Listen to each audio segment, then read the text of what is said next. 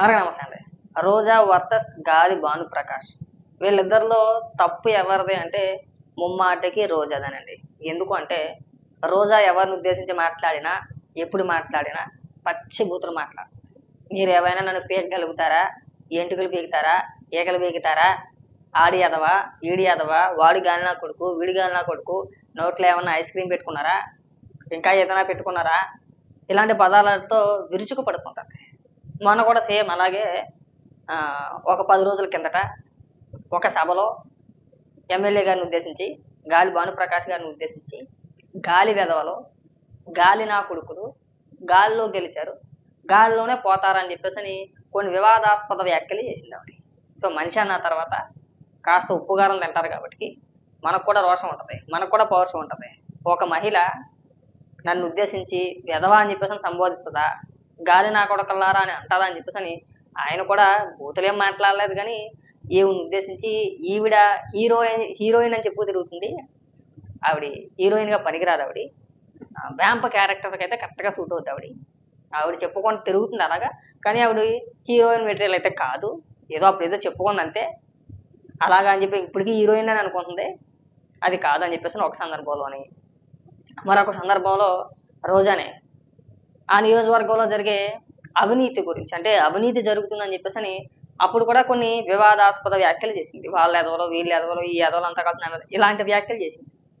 దానికి గాలి భానుప్రకాష్ గారు ఒక ప్రెస్ మీట్ పెట్టి మీడియాతో మాట్లాడుతూ, రోజా గురించి మా అందరికీ బాగా తెలుసు, తను ఎక్కడి నుంచి వచ్చింది, ఎలా వచ్చింది, తన పరిస్థితి ఏంటి, తన ఆర్థిక పరిస్థితి ఏంటి, 2000 రూపాయలకి ఏ పనైనా చేసేది.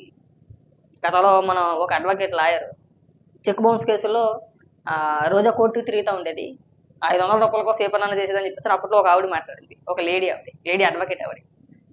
ఈయన 2000 రూపాయలకి ఏ పనైనా చేసేది, మాకు తెలిసి ఏం చేసింది ఏంటి అనేది తన హిస్టరీ మాకు చెప్పొద్దు.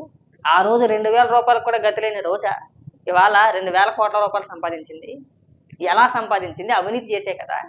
తన నియోజకవర్గంలో తను మంత్రిగా ఉండగా, వీళ్ళ అధికారంలో ఉండగా అధికారాన్ని అడ్డం పెట్టుకుని అన్నదమ్ములతో కలిసి, అన్నదమ్ములు భర్తతో కలిసి నియోజకవర్గాన్ని మొత్తం దోచేశారు. ఆ విషయం ఏం చెప్పేది కాదు. స్వయంగా వైసీపీ నాయకులు అప్పట్లో ఈ 2024 ఎన్నికల ముందు వైసీపీ నాయకులే, ఆ నియోజకవర్గ నాయకులు 5 మండలాల నాయకులు కలిసి బహిరంగంగా ప్రెస్ మీట్ పెట్టి రోజా అవినీతి గురించి కూర్చున్నట్టు చెప్పారు. ఆ రోజునే చెప్పారు వాళ్ళు. దాని గురించి ఇప్పుడు మాట్లాడట్లా. ఆ సందర్భంలోనే రోజా ఇలాంటి వివాదాస్పద వ్యాఖ్యలు చేసింది. దానికి కౌంటర్గా ఆ రోజు ఆయన మాట్లాడాడు. ఇప్పుడు ఇక్కడికి వచ్చేసి దొంగ ఏడుపులండి. ఒక మహిళని పట్టుకొని మమ్మల్ని అలా అంటారు. ఇప్పుడు ఒక మహిళ అయ్యుండి రోజా వయసుతో సంబంధం లేకుండా, చిన్న పెద్ద అనే తేడా లేకుండా ఎవరిని పడితే వాళ్ళని గాలి నా కొడుకులు, వెధవలు, ఇంకొకటి ఈకలు పీకుతారని మాట్లాడినప్పుడు ఖండించాలి కదా. ఒక మహిళగా అలాంటి మాటల్ని మనం సమర్థిస్తామా? మేమైతే సమర్థించమండి. రోజా పైన ఇవాళకి కూడా రాష్ట్ర ప్రజల్లో సానుభూతి అనేది లేదు. చిచ్చి ఏం మాట్లాడుతుందిరా అనే ఫీలింగ్ తప్పితే అసలు సానుభూతి అనేది రోజాకు ఉందా అండి? లేదుగా. ఇవాళ ఒక డ్రామా స్టార్ట్ చేశారు. రోజా బాధపడిపోతుందట, రోజా కుటుంబ సభ్యులు బాధపడిపోతున్నారట. ఆ వ్యాఖ్యలు విని నా కుటుంబం మొత్తం అంతా ఏడుతున్నారు. నువ్వు బూతులు మాట్లాడినప్పుడు దీపాలు చేశారా? అయ్యి బాబాయ్, నువ్వు నోట్లోని ఐస్ క్రీమ్ పెట్టుకుంటావా అని అడిగావు కదా. అప్పుడు మీ అబ్బాయి ఏం చేశాడు? అయ్యి బాబాయ్ మా అమ్మ నోట్లో ఐస్ క్రీమ్ పెట్టుకున్నారని అడిగేసింది అన్నారా? పండగలు చేశారా? నువ్వు నన్ను ఎవడన్నా ఉంచి రేపు చేయగలరా అన్నప్పుడు ఇంటికి 10 డాన్సులు వేసారా మీ కుటుంబంతో కలిసి?